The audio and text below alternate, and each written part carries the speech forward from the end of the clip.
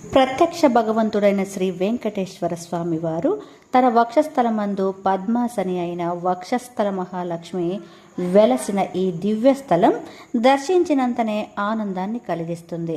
కనుక ఇది ఆనంద నిలయమని ప్రసిద్ధి చెందింది.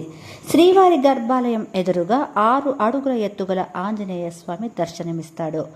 ఆయన ఆలయంలోని శ్రీవారికి అభిముఖంగా నిరంతరం శ్రీవారిని దర్శిస్తున్నట్లు ఉంటాడు.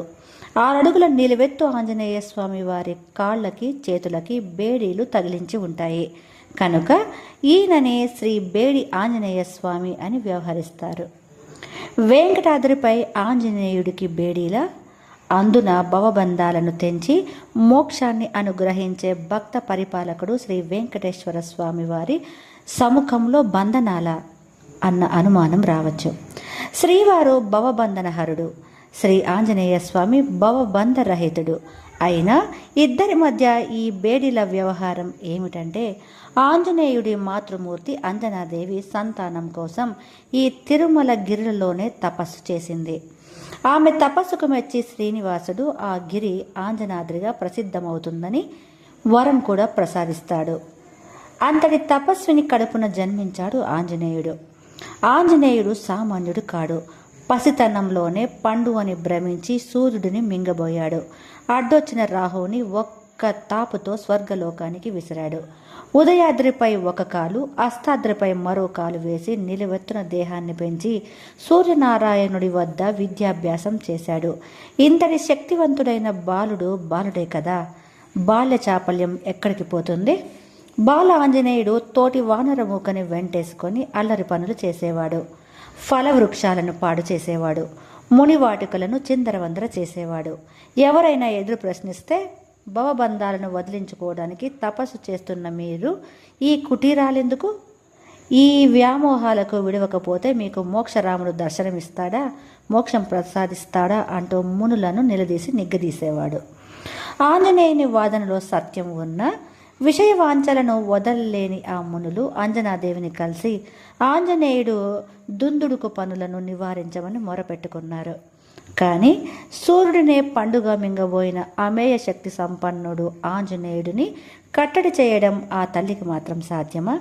అందుకే ఆంజనేయుడి జబ్బపట్టి బరబర లాక్కెళ్ళి ఆనంద నిలయం ఎదురుగా నిలబెట్టి అతని కాళ్ళకి చేతులకు బేడీలు వేసి ఇక్కడి నుంచి కదిలావో జాగ్రత్త అని బెదిరించింది ఆంజనాదేవి. తల్లి ఆజ్ఞకు తలవగ్గి ఆంజనేయ స్వామి బేడీలతో అలాగే నిలబడ్డాడు. ఆయన తన ఎదురుగా శ్రీవారిని చూస్తుంటే ఆ శ్రీవారే ఆంజనేయ స్వామిని చూస్తున్నారు. మరి ఆంజనేయుడు అక్కడే ఉండిపోతే ముందు ముందు సీతాన్వేషణ ఎవరు చేస్తారు?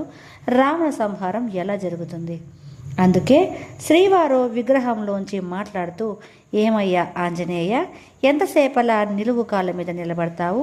నీవిక్కడి నుండి పోతే నువ్వు చేయాల్సిన పనులు వేరెవరు చేస్తారు అని ప్రశ్నించారట. అమ్మో, అమ్మ మాట మీరనుగాక మీరను, ఇక్కడి నుంచి కదలనుగాక కదలను అని చెప్పాడట ఆంజనేయ స్వామి. భవబంధాలను హరించవలసిన వాడివి నువ్వే ఇలా భవబంధానికి కట్టుబడితే రామాయణం ఎలా ముందుకు నడుస్తుంది? పోనీ ఒక పని చెయ్యి, నువ్వు నిలబడ్డ చోటే మాకు అభిముఖంగా నీ పేరిట బేడి ఆంజనేయ విగ్రహ ప్రతిష్ఠ చేయిస్తా. ఇక్కడ నీ విగ్రహం ఉంటుంది. నువ్వు కిష్కిందకు వెళ్ళు, అమ్మ మాట స్వామి కార్యం రెండూ సాధించు అని ఉపదేశం చేశారట శ్రీవారు. ఆంజనేయుడు సంతసించి కిష్కిందకు వెళ్ళిపోయాడు. ఇక్కడేమో బేడి ఆంజనేయ స్వామి ప్రతిష్ఠించబడ్డాడు. శ్రీవారి భక్తులు ఆనంద నిలయంలో ప్రవేశించి భక్తి ప్రపత్తులతో స్వామివారిని దర్శించుకొని బయటికి రాగానే బేడి ఆంజనేయ స్వామి కనిపించి భవబంధాలు వదిలించుకున్నారా లేదా అని మౌనంగా భక్తులను పరీక్షిస్తుంటాడట.